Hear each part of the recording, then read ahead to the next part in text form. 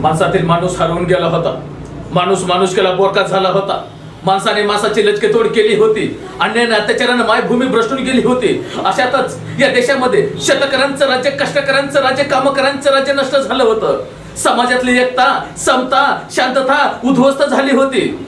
शिपल्याच्या दडून बसलेला मोती निमूटपणे सहन करत होता आणि एके दिवशी मोठ्याने जगाला ओरडून सांगू लागला, अरे जर तर माझ्या देशात शेतकऱ्यांचं राज्य, कष्टकऱ्यांचं राज्य, कामकऱ्यांचं राज्य नाही निर्माण झालं, माझ्या या समाजातली एकता, समता, शांतता नाही निर्माण झाले, तर मी शांत बसणार नाही. असं ठणकावून सांगणारे कोण होते?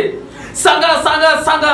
विचारा त्या सूर्याला, विचारा त्या आकाशाला, विचारा त्या सृष्टीला, विचारा त्या भारत भूमीच्या मातीला, विचारा त्या सह्याद्रीच्या दऱ्याखोऱ्याला. अहो ते होते विश्वरत्न, भारतरत्न डॉक्टर बाबासाहेब आंबेडकर.